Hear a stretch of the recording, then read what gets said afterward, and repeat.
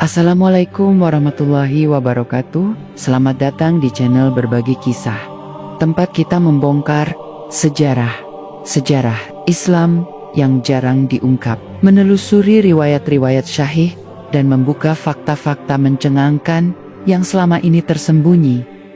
Di video kali ini, kita akan menyingkap sebuah kisah besar yang telah membentuk dunia selama berabad-abad. Kisah tentang peperangan panjang antara Islam dan salib. Sebuah konflik yang tidak hanya terjadi di abad pertengahan, tetapi terus berlanjut hingga hari ini. Bahkan akan mencapai klimaksnya di akhir zaman. Judul pembahasan kita kali ini adalah Sejarah Lengkap Perang Salib yang Sesungguhnya. Tetap bersama kami, karena apa yang dibahas kali ini akan membuat Anda tercengang dengan fakta yang sesungguhnya. Bismillah, mari kita mulai ceritanya.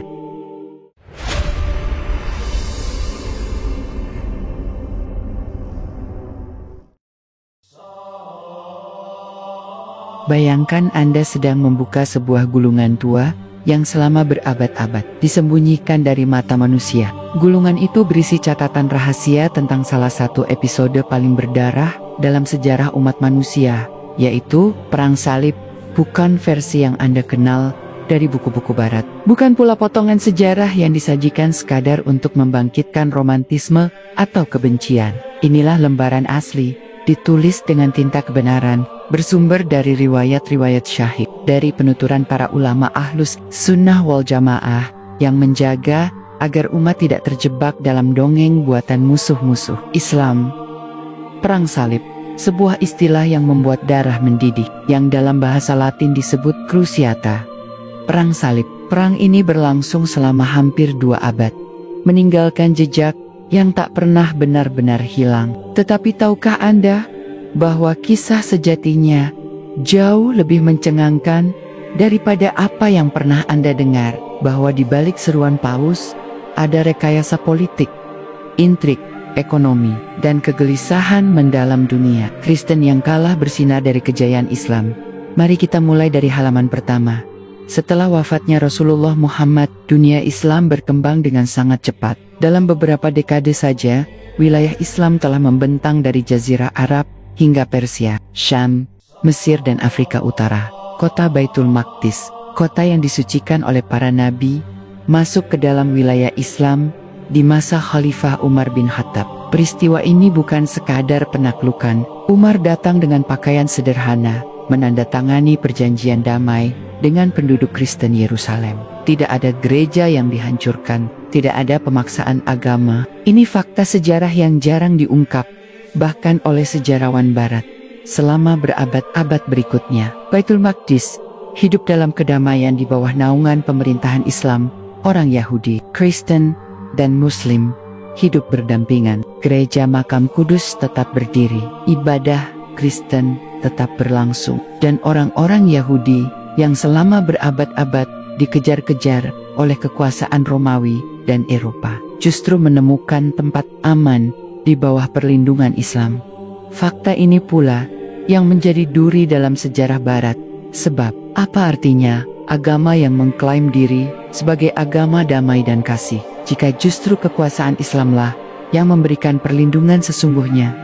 Lembar berikutnya membawa kita ke abad pertengahan. Dunia Islam ketika itu, terutama di bawah dinasti Abbasiyah, mencapai puncak kejayaan. Baghdad berdiri megah sebagai pusat ilmu, perdagangan, dan peradaban. Dari astronomi, kedokteran, filsafat, hingga matematika, dunia Islam menjadi kiblat pengetahuan. Sementara di Eropa, suasana gelap menyelimuti. Inilah yang disebut sebagai Dark Ages atau zaman kegelapan. Gereja memegang kendali, ilmu ditekan, kebebasan dipasung. Di satu sisi, kejayaan Islam begitu terang benderang. Di sisi lain, Eropa tenggelam dalam konflik internal dan kemunduran. Para penguasa Kristen mulai resah. Bagaimana mungkin umat Islam yang menurut doktrin mereka hanyalah kaum bid'ah bisa menguasai kota suci Yerusalem? Bagaimana mungkin kiblat pengetahuan dunia beralih ke Baghdad dan Kairo, bukan ke Roma atau Konstantinopel? Pertanyaan ini berubah menjadi ketegangan yang meledak pada akhir abad ke-11, tahun 1095 Masehi. Paus Urbanus II, berdiri di hadapan ribuan orang di Clermont, Prancis. Dengan suara berapi-api, ia menyerukan perang suci. Tetapi, jangan salah, ini bukan semata panggilan iman. Ini adalah propaganda. Urbanus tahu betul bahwa dunia Kristen Eropa sedang kacau. Para satria pengangguran yang haus darah, para bangsawan yang kehilangan tanah, dan rakyat yang menderita, semua butuh arah baru. Maka, ia menawarkan janji, siapapun yang bergabung dalam perang untuk merebut Yerusalem dari tangan Muslim, akan diampuni dosanya. Surga dijanjikan. Namun di balik seruan itu, ada sesuatu yang jarang diungkap. Sejarawan Muslim mencatat bahwa perang salib pertama tidak lahir hanya dari alasan agama. Ada motif ekonomi besar. Rute perdagangan Timur Tengah dikuasai oleh Muslim. Jalur rempah-rempah, sutra dan emas membuat Eropa semakin iri. Mereka tahu, untuk menguasai jalur itu, mereka harus menguasai Syam, Palestina, dan Mesir. Dengan kata lain, perang salib bukan sekadar perang salib. Ia adalah perang ekonomi. Dan ketika tentara salib bergerak, catatan sejarah menyimpan kengerian yang sulit dibayangkan. Mereka datang seperti banjir besar dari Prancis, Italia, Jerman, dan bahkan Inggris. Mereka berbondong-bondong, tidak semua bersenjata lengkap. Ada yang hanya membawa kayu, ada yang berangkat dengan keluarga, tetapi jumlah mereka luar biasa. Disinilah halaman kelam dimulai. Tentara salib yang pertama, alih-alih langsung menuju Yerusalem, justru meluluh lantakkan kota-kota Muslim di perjalanan. Kota Nisya, kota Dorileum, lalu kota-kota di Anatolia menjadi saksi pembantaian. Di sepanjang jalan, ribuan Muslim dibantai. Bahkan orang Kristen Ortodoks Timur yang berbeda dengan mereka pun ikut menjadi korban. Fakta ini jarang ditulis di buku pelajaran, bahwa tentara salib tidak hanya membantai Muslim, tetapi juga membantai sesama Kristen Timur, karena dianggap sesat. Ketika akhirnya mereka sampai di Baitul Maqdis pada tahun 1099, terjadilah tragedi paling mengerikan. Dalam catatan ulama Ahlus Sunnah, disebutkan bahwa darah kaum Muslim mengalir sampai ke mata kaki di jalan-jalan kota suci itu. Masjid Al-Aqsa dipenuhi mayat. Lebih dari 70.000 orang, laki-laki, perempuan, anak-anak, dibunuh tanpa ampun. Orang Yahudi yang berlindung di sinagoga ikut dibakar hidup-hidup. Ini bukan sekadar penaklukan, ini adalah genosida. Dan disinilah kita harus berhenti sejenak, menatap dengan ngeri, menyadari satu hal, inilah awal dari rangkaian panjang perang salib. Fakta ini sering ditutup-tutupi. Barat lebih suka menyebutnya sebagai pembebasan Yerusalem. Tetapi dalam catatan riwayat Islam, itu adalah pembantaian besar-besaran, noda hitam yang tidak bisa dihapus. Namun sejarah tidak berhenti di sini. Setelah tragedi itu, umat Islam perlahan bangkit. Dari kekacauan, lahir tokoh-tokoh besar. Dari kegoncangan, muncul strategi yang mencengangkan, dan perjalanan panjang melawan tentara salib ini baru saja dimulai setelah penaklukan Baitul Maqdis oleh pasukan salib tahun 1099. Tanah Syam berubah menjadi neraka bagi kaum muslimin. Benteng-benteng mereka dijadikan markas, masjid-masjid dirusak, dan kota-kota yang sebelumnya makmur dipaksa tunduk pada kekuasaan baru yang asing dan penuh kekejaman. Pasukan salib tidak hanya berhenti di Yerusalem, mereka mendirikan kerajaan-kerajaan kecil di tanah rampasan. Ada kerajaan Yerusalem Latin, Kepangeranan Antioquia County Edessa, dan County Tripoli. 4 kerajaan salib ini berdiri di jantung negeri Islam, seperti duri yang menancap di tubuh umat. Di tengah kondisi itu, dunia Islam justru masih terpecah. Dinasti Abbasiyah di Baghdad sudah kehilangan kekuatan nyata, hanya tinggal simbol. Kekuasaan politik lebih banyak dipegang oleh dinasti-dinasti lokal. Di Mesir ada Fatimiyah Syiah yang bermusuhan dengan Sunni. Di Syam ada berbagai penguasa kecil yang saling berselisih. Persatuan hilang, dan inilah yang dimanfaatkan pasukan salib. Tetapi dalam catatan ulama Ahlus Sunnah, Allah tidak akan membiarkan umat ini hancur begitu saja. Dari tanah Mosul, lahir seorang pemimpin yang namanya mulai mengguncang, Imaduddin Zangi.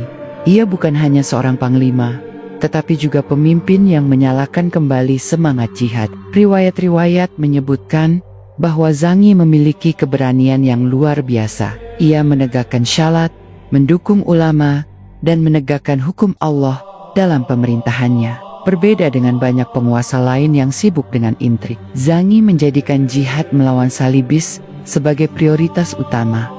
Puncak kiprahnya terjadi pada tahun 1144 ketika ia berhasil merebut kembali kota Edessa dari tangan salibis. Edessa adalah salah satu kerajaan salib pertama yang berdiri di jantung negeri Islam. Jatuhnya Edessa membuat seluruh dunia Kristen geek. Untuk pertama kalinya sejak perang salib dimulai, sebuah kerajaan salib benar-benar hancur. Kejadian ini dianggap sebagai pukulan besar. Paus di Roma pun panik dan segera menyerukan perang salib kedua. Fakta ini penting. Seringkali kita hanya mendengar tentang Salahuddin Al-Ayyubi sebagai tokoh utama perang salib, tetapi lupa bahwa jalan kemenangan itu dibuka oleh Imaduddin Zangi. Ia adalah pionir kebangkitan jihad, namun tak lama setelah keberhasilan itu, Zangi terbunuh secara tragis oleh seorang budaknya sendiri. Musuh-musuh Islam bersorak, mengira perjuangan akan berhenti, tetapi mereka keliru. Api jihad yang sudah dinyalakan tidak padam. Putra Zangi, Nuruddin Mahmud, naik menggantikan ayahnya. Sejarah mengenalnya sebagai Nuruddin Zangi atau Nuruddin Al-Adil. Dialah yang kemudian membawa perjuangan ke level berikutnya. Nuruddin bukan sekadar panglima. Ia adalah sosok pemimpin adil yang menyeimbangkan kekuatan militer dengan kekuatan iman. Riwayat menyebutkan bahwa ia sangat dekat dengan ulama, mendirikan madrasah, memperkuat akidah Ahlus Sunnah wal Jamaah, dan memberantas pengaruh Syiah Fatimiyah yang selama ini melemahkan umat. Di bawah kepemimpinan Nuruddin, jihad melawan pasukan salib tidak lagi terpecah-pecah. Ia menyatukan berbagai wilayah muslim di Syam, Antiokhia, Aleppo, Damaskus, perlahan masuk ke dalam kendalinya. Nuruddin tahu bahwa kunci kemenangan bukan hanya kekuatan pedang, tetapi juga persatuan hati. Ia sering berdoa agar Allah menolong umat Islam dari serangan musuh. Dan dalam catatan sejarah, ia bahkan pernah berangan-angan untuk merebut Baitul Maqdis sendiri.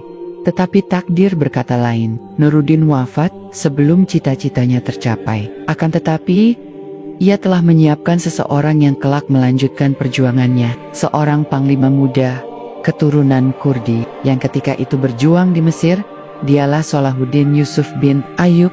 Ketika Nuruddin mengirim pasukan ke Mesir untuk mengakhiri pengaruh Syiah Fatimiyah, Salahuddin ikut serta. Mesir ketika itu menjadi ajang perebutan pengaruh antara Nuruddin di Syam dan pasukan salib yang ingin menguasai jalur perdagangan vital itu. Dengan strategi brilian, pasukan Nuruddin berhasil menyingkirkan Fatimiyah. Khilafah Syiah Fatimiyah runtuh dan Mesir kembali ke pangkuan Ahlus Sunnah. Salahuddin, yang awalnya hanyalah panglima muda, tiba-tiba mendapat tanggung jawab besar. Ia diangkat menjadi penguasa Mesir. Dari sinilah sejarah berbalik arah. Salahuddin dikenal sebagai sosok yang rendah hati. Riwayat-riwayat menyebutkan bahwa ia tidak pernah meninggalkan sholat berjamaah, bahkan di medan perang. Ia dekat dengan ulama, gemar menghadiri majelis ilmu, dan hidup sederhana. Tetapi di balik kesederhanaannya, ada strategi perang yang luar biasa. Ia tahu bahwa kekuatan pasukan salib tidak bisa dihancurkan hanya dengan serangan kecil. Harus ada persatuan besar antara Mesir dan Syam. Maka selama bertahun-tahun, ia bekerja menyatukan kedua wilayah itu di bawah satu bendera jihad. Langkah besar itu membuahkan hasil. Pada tahun 1187, Salahuddin memimpin pasukan muslim dalam pertempuran Hattin. Inilah salah satu pertempuran paling menentukan dalam sejarah perang salib. Pasukan salib yang arogan, dipimpin oleh Raja Guy de Lusignan dan satria terkenal Reynaud de Chatillon, jatuh ke dalam jebakan Salahuddin.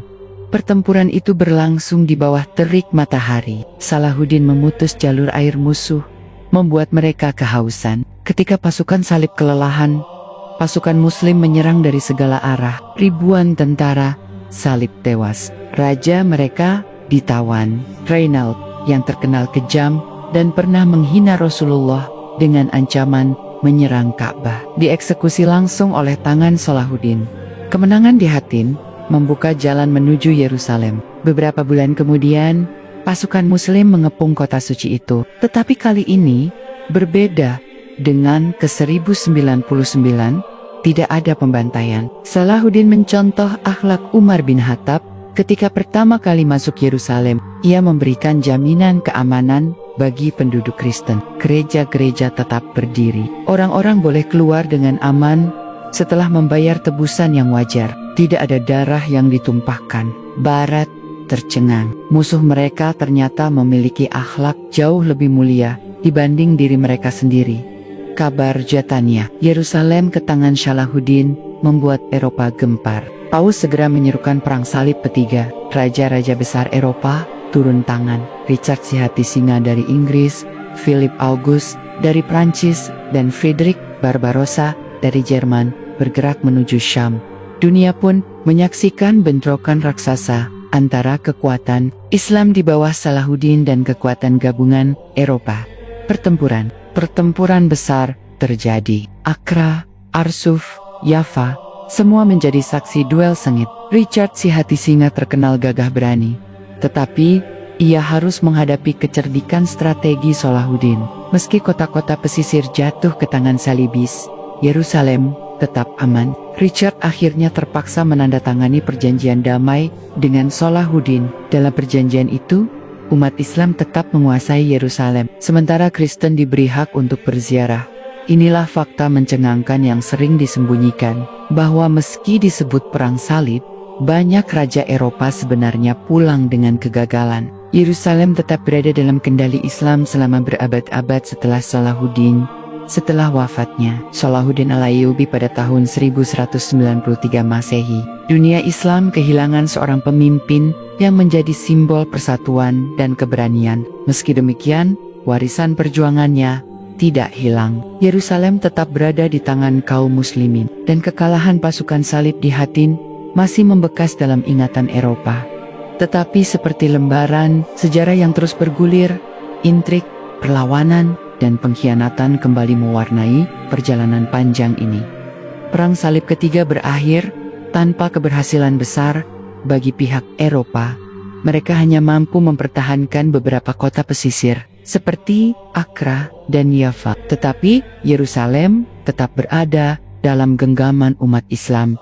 Richard Sihatisingha kembali ke Inggris dengan reputasi sebagai satria perkasa, tetapi gagal membawa pulang kota suci. Namun kekalahan itu tidak membuat Eropa berhenti. Justru semakin banyak raja, paus, dan bangsawan yang merasa tertantang untuk mencoba lagi.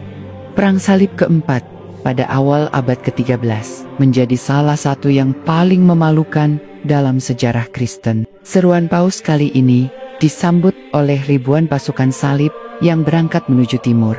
Namun, dalam perjalanan, terjadi kekacauan. Para pedagang Venesia yang licik berhasil mengarahkan pasukan salib untuk menyerang Konstantinopel, ibu kota Bizantium. Alih-alih melawan kaum muslimin, mereka justru menjarah sesama Kristen. Kota yang indah itu dihancurkan, harta-harta berharga dijarah, gereja-gereja ortodoks dirusak. Peristiwa ini membuka mata dunia.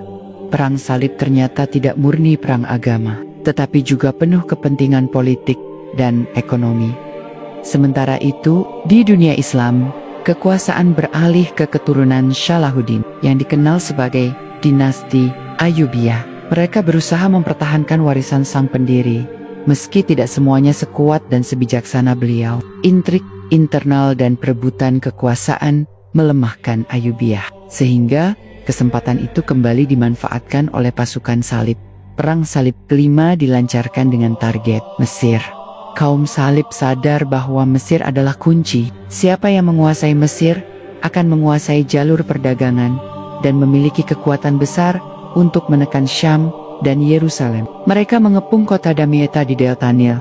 Pertempuran sengit terjadi. Meski awalnya pasukan salib berhasil merebut Damietta, mereka akhirnya terjebak oleh banjir sungai Nil dan strategi brilian pasukan muslim. Ribuan tentara salib tewas atau ditangkap. Kegagalan ini membuat Eropa semakin terhina. Beberapa dekade kemudian, Perang Salib ke-6 berlangsung dengan cara yang mengejutkan. Raja Frederick II dari Jerman tidak datang dengan pasukan besar, melainkan menggunakan diplomasi. Ia memanfaatkan kelemahan internal dinasti Ayyubiyah yang saat itu terpecah-pecah untuk menandatangani perjanjian damai. Akibatnya, Yerusalem sempat diserahkan kepada Salibis tanpa pertempuran besar. Tetapi perjanjian itu hanya bertahan singkat. Umat Islam kembali merebut kota itu beberapa tahun. Kemudian, fakta-fakta inilah yang jarang diceritakan dalam buku-buku sejarah Barat. Mereka sering menggambarkan perang salib sebagai perjuangan mulia untuk merebut kota suci. Padahal kenyataannya penuh dengan intrik, keserakahan, dan pengkhianatan, bahkan di antara sesama mereka. Kemudian datanglah Perang Salib ke-7 yang dipimpin oleh Raja Louis ke-9 dari Prancis. Ia dikenal sebagai raja yang saleh di mata umatnya, bahkan kelak digelari santo. Tetapi dalam catatan sejarah Islam, Louis hanyalah penguasa arogan yang datang menyerang tanpa mengenal medan. Ia memimpin ekspedisi besar menuju Mesir pada tahun ke-1248. Damietta kembali menjadi target pertama dan kota itu jatuh ke tangannya. Namun, perjalanan menuju Kairo menjadi bencana. Pasukan Muslim berhasil mengepungnya, memutus jalur logistik, dan akhirnya menangkap Raja Louis ke-9. Hidup, Raja besar Eropa itu dipermalukan, dijadikan tawanan, dan hanya dibebaskan setelah membayar tebusan besar. Peristiwa ini mengguncang Eropa dan menjadi bukti nyata bahwa kekuatan Islam masih tegak. Louis ke-9 tidak menyerah. Beberapa tahun kemudian, ia mencoba kembali dalam Perang Salib ke-8, kali ini dengan menyerang Tunisia di Afrika Utara. Tetapi wabah penyakit merajalela di perkemahan pasukan salib. Louis sendiri terjangkit dan mati di tanah asing, jauh dari Yerusalem yang diidamkannya. Dengan kematiannya, runtuhlah semangat perang salib besar-besaran dari Eropa. Meskipun begitu, jejak pasukan salib masih tersisa di kota-kota pesisir, terutama Accra. Hingga akhirnya, pada tahun 1291, benteng terakhir mereka dihancurkan oleh pasukan Mamluk dari Mesir. Inilah akhir dari 2 abad perang salib di Timur Tengah. Setelah itu, tidak ada lagi kerajaan salib yang berdiri di tanah Islam. Tetapi jika kita membuka lebih dalam lembaran-lembaran sejarah ini, kita menemukan hal mencengangkan. Perang salib tidak hanya terjadi di Syam dan Yerusalem. Ia juga menyebar ke Spanyol, ke Sisilia, bahkan ke tanah-tanah Muslim di Afrika Utara. Semua pertempuran itu adalah bagian dari rencana besar untuk melemahkan Islam.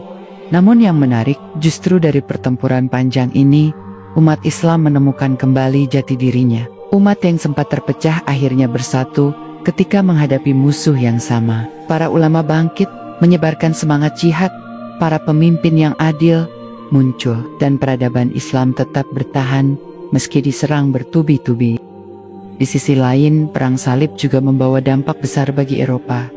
Dari kontak dengan dunia Islam, mereka belajar ilmu pengetahuan, teknologi, dan bahkan sistem pemerintahan. Rempah-rempah, kertas, kompas, dan berbagai pengetahuan medis serta astronomi diperkenalkan kepada mereka. Dengan kata lain, perang salib yang dimaksudkan untuk menghancurkan Islam justru menjadi pintu kebangkitan bagi Barat. Dari sinilah kelak lahir era Renaissance. Tetapi jangan salah, kebangkitan Barat itu bukan kemenangan mutlak. Mereka mungkin berhasil mengambil ilmu, tetapi mereka tidak pernah berhasil merebut hati umat Islam. Baitul Maqdis, kota suci yang mereka idam-idamkan, tetap berada di bawah panji Islam hingga berabad-abad kemudian. Dan di balik semua itu, ada satu rahasia besar yang jarang dibuka. Perang salib tidak pernah benar-benar berakhir. Ia hanyalah berganti wajah, berganti strategi, dari pedang menjadi politik, dari serangan militer menjadi penjajahan ekonomi dan budaya. Umat Islam hari ini, jika membuka lembaran-lembaran sejarah itu dengan hati-hati, akan melihat benang merah yang jelas. Musuh yang sama masih mengintai, hanya saja dengan cara yang lebih halus dan terencana. Setelah benteng Accra jatuh ke tangan pasukan Mamluk pada tahun 1291 Masehi, berakhirlah secara resmi keberadaan kerajaan-kerajaan salib di tanah Syam bagi dunia Islam. Itu adalah kemenangan besar yang ditunggu-tunggu selama hampir 2 abad. Tetapi bagi dunia barat, itu adalah luka yang tidak pernah benar-benar sembuh. Kekalahan di Timur Tengah menjadi trauma kolektif yang diwariskan turun-temurun, membentuk cara pandang mereka terhadap Islam dan dunia Muslim. Meski perang salib dalam bentuk militer besar-besaran berhenti, semangatnya tidak pernah padam. Paus dan raja-raja Eropa terus membicarakan gagasan untuk kembali merebut Yerusalem, meski tidak lagi dengan kekuatan yang sama seperti abad-abad sebelumnya. Serangan-serangan kecil masih terjadi di Laut Tengah, di Spanyol, di Afrika Utara, di semenanjung Iberia misalnya. Kaum muslimin terus ditekan hingga akhirnya Granada, benteng terakhir Islam di Spanyol, jatuh pada tahun ke-1492.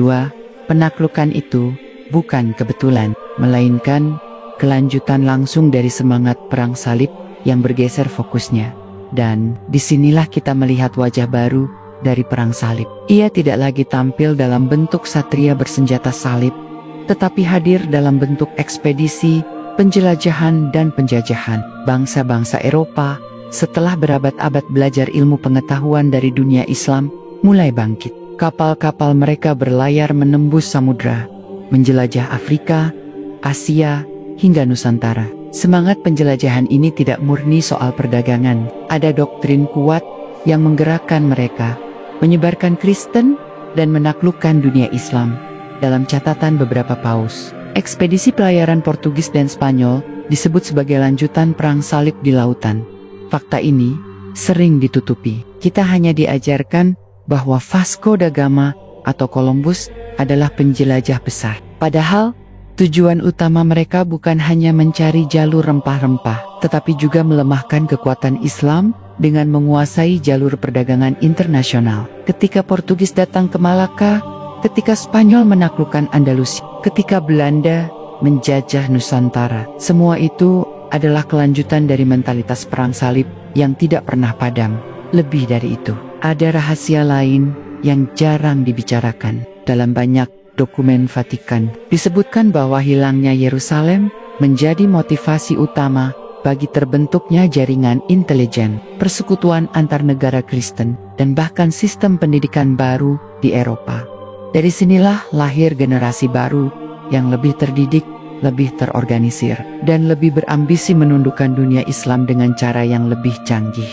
Sementara itu, dunia Islam setelah perang salib tidak sepenuhnya pulih. Memang, kemenangan besar diraih oleh Zangi, Nuruddin, Salahuddin, dan Mamluk. Tetapi perpecahan internal tidak pernah benar-benar hilang. Setelah era Mamluk, kekuatan berpindah ke tangan Utsmaniyah. Pada awalnya, Utsmaniyah menjadi benteng kuat Islam, bahkan menaklukkan Konstantinopel pada tahun 1453, sesuatu yang gagal dicapai tentara salib. Namun seiring waktu, Utsmaniyah pun menghadapi kemunduran. Barat yang sudah bangkit, dengan ilmu pengetahuan dan teknologi, baru mulai melancarkan strategi berbeda. Bukan lagi dengan pedang, tetapi dengan penjajahan ekonomi, infiltrasi budaya, dan perpecahan politik. Disinilah umat Islam harus membuka mata. Karena jika kita telusuri dengan teliti, banyak peristiwa modern sesungguhnya adalah bab lanjutan dari perang salib. Ketika Napoleon menyerbu Mesir pada akhir abad ke-18, ia membawa serta ilmuwan dan propaganda tentang peradaban. Tetapi di balik itu semua, ada semangat lama melemahkan Islam dari dalam. Ketika Inggris menjajah Mesir, ketika Prancis menancapkan kuku di Aljazair, ketika Belanda menindas Nusantara, semuanya menggunakan pola yang sama. Dan ada satu fakta yang jarang diungkap. Banyak simbol perang salib masih digunakan dalam militer barat hingga hari ini. Salib merah, lambang Satria Templar, bahkan semboyan-semboyan lama masih menjadi bagian dari tradisi militer dan politik mereka. Seolah-olah mereka ingin mengatakan bahwa misi lama itu belum selesai. Bahkan ketika Perang Dunia terjadi, banyak pemimpin barat yang menggunakan narasi perang salib untuk membangkitkan semangat pasukan mereka. Winston Churchill, misalnya, pernah menyebut serangan ke Timur Tengah sebagai salib baru melawan tirani. George Bush, pada masa perang modern, pernah secara tidak sengaja menyebut invasi sebagai crusade atau perang salib. Kata itu keluar begitu saja, membuktikan bahwa memori lama masih tertanam dalam-dalam di benak mereka.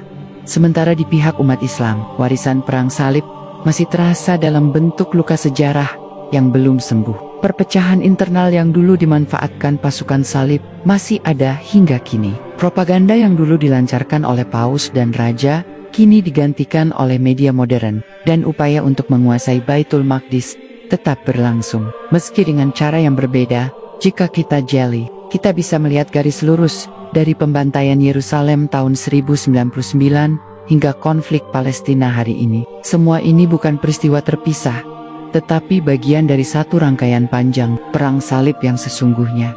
Maka, ketika kita membuka lembar demi lembar sejarah ini, kita menyadari sesuatu yang mencengangkan, bahwa perang salib tidak hanya soal masa lalu. Ia adalah realitas yang terus hidup, berganti wajah, berganti metode, tetapi tetap dengan tujuan yang sama, melemahkan Islam, menguasai tanah suci, dan menguasai dunia muslim. Dalam sejarah perang salib, nama-nama besar seperti Satria Templar, Hospitaller, dan Teutonic bukan sekadar kelompok prajurit biasa. Mereka adalah ordo militer religius yang dibentuk atas restu langsung dari paus. Awalnya, mereka dikenal sebagai penjaga peziarah, pelindung jalan menuju Yerusalem. Tetapi dalam kenyataannya, peran mereka jauh lebih luas dan misterius. Satria Templar, misalnya, didirikan pada tahun 1119 di Yerusalem, hanya 2 dekade setelah pasukan salib pertama berhasil merebut kota suci. Mereka memiliki markas di bekas kompleks Masjid Al-Aqsa. Nama Templar sendiri berasal dari Temple of Solomon, sebuah simbol yang penuh makna. Dari sana mereka membangun jaringan kekuatan yang luar biasa, bukan hanya militer, tetapi juga finansial. Banyak sejarawan menyebut Templar sebagai bankir pertama Eropa. Mereka menciptakan sistem cek, pinjaman, dan simpanan yang memungkinkan bangsawan Eropa berperang tanpa membawa emas secara fisik. Kekuatan finansial ini membuat Templar bukan sekadar ordo, melainkan sebuah negara bayangan. Mereka mengendalikan puluhan benteng, ribuan prajurit, dan aliran dana lintas benua. Dan ketika perang salib mulai goyah, Templar tetap bertahan, bahkan setelah Okra jatuh. Namun, keberhasilan mereka menimbulkan iri dan ketakutan. Pada tahun 1307, Raja Prancis Philip IV dengan restu Paus Clement Plar menangkap banyak Templar, menuduh mereka sesat dan membubarkan ordo tersebut. Tetapi, apakah Templar benar-benar lenyap?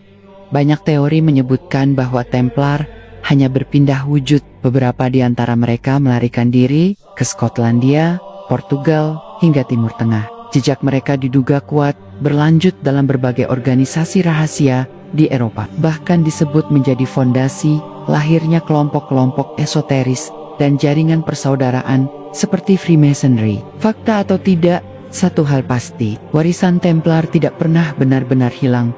Ordo Hospitaller atau Satria Rumah Sakit St. John awalnya memang berfokus pada pelayanan kesehatan untuk peziarah. Tetapi segera mereka berubah menjadi kekuatan militer yang tangguh. Setelah perang salib berakhir, mereka tidak bubar, melainkan bergeser ke Laut Tengah. Mereka menguasai Pulau Rhodes, lalu Malta, dan dari sanalah mereka terus melancarkan serangan terhadap kapal-kapal muslim. Bahkan berabad-abad setelah perang salib selesai, Hospitaller tetap menjadi momok bagi dunia Islam di lautan. Sampai hari ini, ordo ini masih eksis dengan nama baru Sovereign Military Order of Malta, sebuah entitas yang memiliki status diplomatik internasional. Meski tidak memiliki wilayah, bagaimana mungkin sebuah ordo perang salib abad pertengahan masih memiliki pengaruh politik di era modern? Itu pertanyaan besar yang jarang diungkap. Ordo Teutonic memiliki basis di Jerman. Mereka ikut serta dalam perang salib di Tanah Suci, tetapi kemudian memusatkan perhatiannya ke Eropa Timur, terutama di wilayah Baltik. Mereka menaklukkan bangsa-bangsa pagan dan membangun negara baru yang dikenal dengan nama Prussia. Dari sinilah nantinya lahir kekuatan besar Jerman yang kelak berperan dalam Perang Dunia.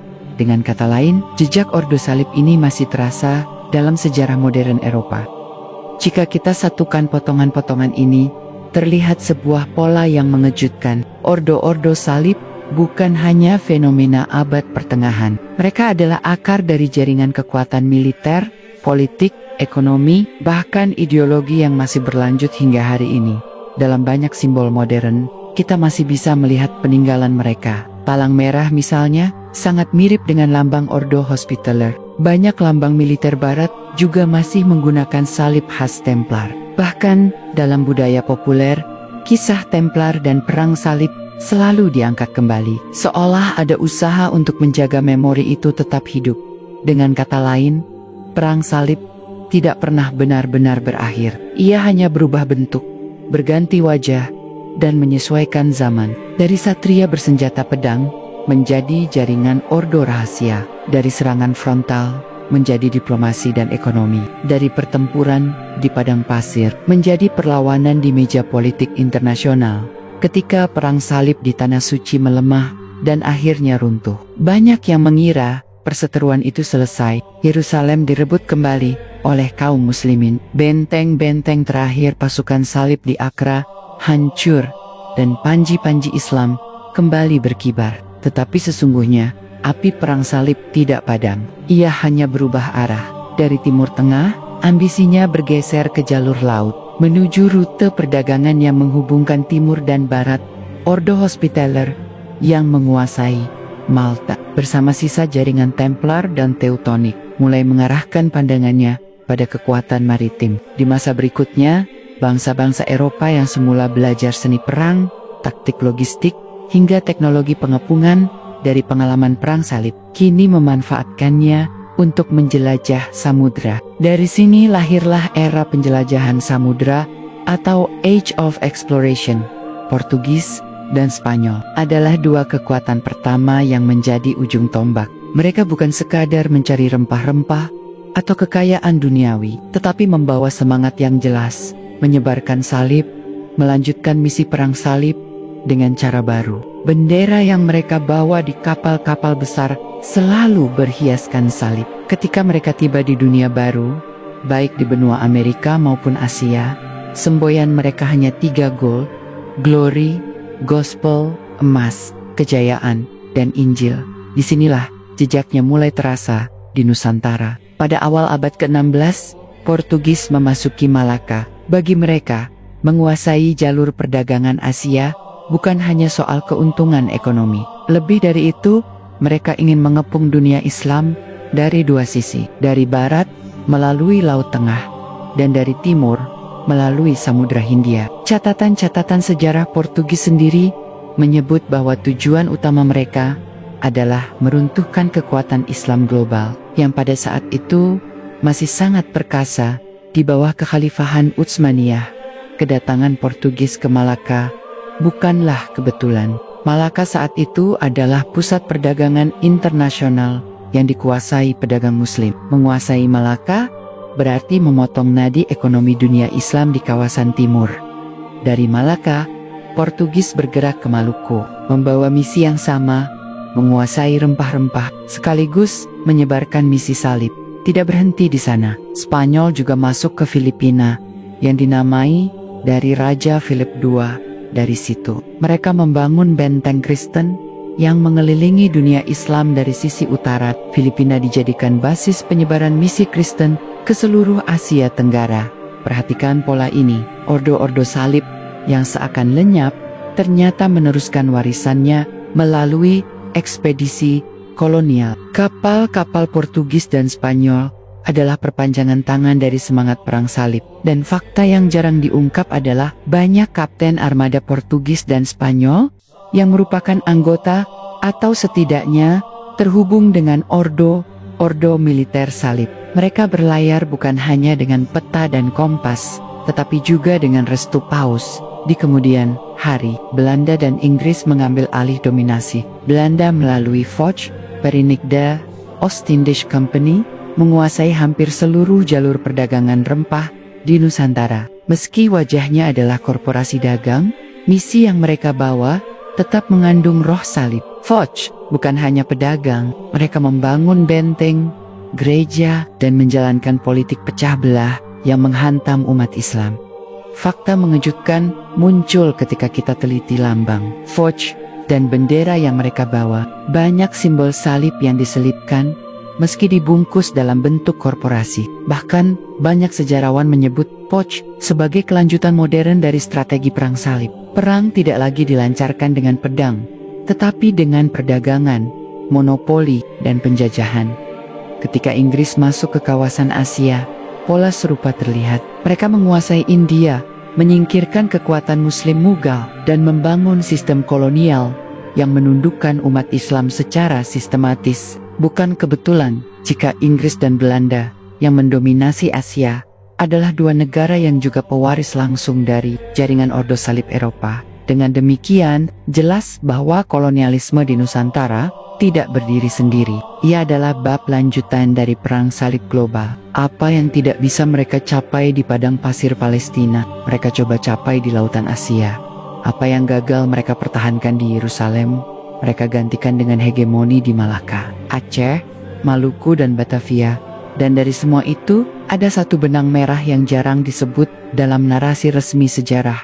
Umat Islam selalu menjadi target utama, baik secara militer, ekonomi, maupun budaya. Seluruh strategi itu diarahkan untuk memutus kekuatan Islam dari pusatnya hingga ke pinggiran dunia.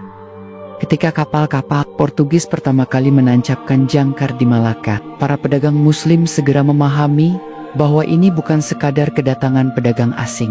Mereka melihat tanda-tanda yang jelas, simbol salib di layar kapal, misi penginjilan yang berjalan seiring dengan perdagangan, serta strategi militer yang terencana. Ulama-ulama di Malaka, Aceh, hingga Jawa menyebut kedatangan Portugis sebagai lanjutan dari perang salib yang bergeser ke timur. Banyak naskah lama dari Nusantara mencatat bagaimana para sultan memperingatkan rakyatnya akan bahaya besar ini. Sultan Alauddin Riayat Shah dari Aceh, misalnya, melihat jatuhnya Malaka ke tangan Portugis sebagai ancaman eksistensial bagi seluruh dunia Islam di Asia Tenggara. Ia menyerukan jihad melawan Portugis, dan Aceh menjelma menjadi basis perlawanan utama yang mencengangkan. Ulama-ulama Aceh tidak hanya berperang di medan tempur, tetapi juga di medan intelektual. Mereka menulis kitab, khotbah, dan fatwa yang menegaskan bahwa perang melawan Portugis adalah jihad fi sabilillah. Sama halnya dengan perang melawan tentara salib di Timur Tengah. Bahkan Aceh sempat menjalin hubungan langsung dengan Kesultanan Utsmaniyah, meminta bantuan senjata dan pasukan. Dari catatan sejarah, diketahui bahwa kapal-kapal Utsmaniyah memang pernah dikirim ke Aceh, lengkap dengan meriam dan teknisi militer. Inilah bukti nyata bahwa dunia Islam melihat front perlawanan di Nusantara sebagai bagian dari satu panggung besar perang salib global. Di Jawa, Kesultanan Demak juga membaca tanda yang sama. Raden Patah dan penerusnya menyadari bahwa Portugis yang sudah bercokol di Malaka akan mengincar tanah Jawa. Maka Demak mengirim ekspedisi militer untuk menyerang Malaka. Meski gagal karena kekuatan Portugis terlalu besar, tetapi semangat jihad ini tidak padam. Sultan-Sultan Demak, Pajang, hingga Mataram Islam terus memandang kolonialis Eropa sebagai warisan pasukan salib.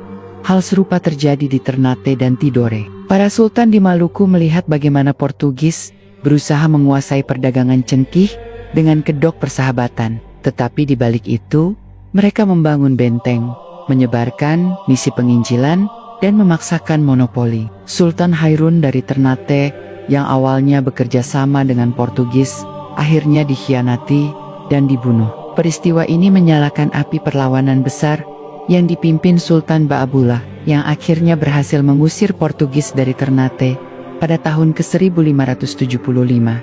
Bagi rakyat Maluku, perlawanan ini bukan sekadar mempertahankan perdagangan, tetapi menegakkan kehormatan Islam melawan kaum salibis. Ketika Belanda datang dengan wajah korporasi Foch, para ulama Nusantara tidak terkecoh.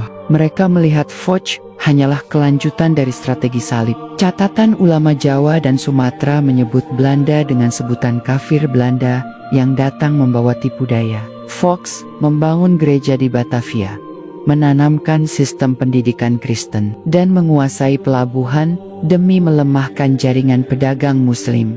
Perlawanan pun muncul di berbagai daerah. Pangeran Diponegoro di Jawa Misalnya, jelas menyebut Perang Jawa tahun 1825-1830 sebagai jihad melawan kafir penjajah.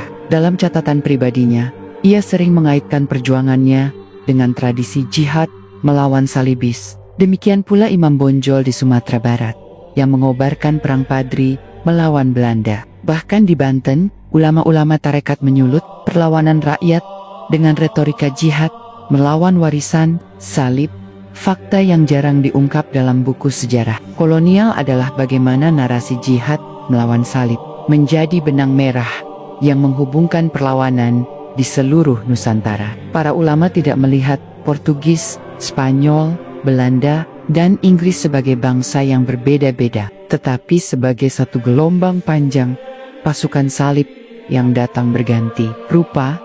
Hal ini diperkuat dengan bukti bahwa hampir semua ekspedisi kolonial selalu mendapat restu dari gereja. Ketika Spanyol berangkat ke Filipina, Paus memberikan dekret khusus. Ketika Portugis menguasai Malaka, mereka membawa salib besar ke dalam kota. Bahkan ketika Belanda yang tampak sekuler datang, gereja-gereja Protestan segera dibangun sebagai bagian dari misi mereka. Semua ini menegaskan bahwa kolonialisme bukan hanya soal perdagangan, melainkan lanjutan dari semangat perang salib.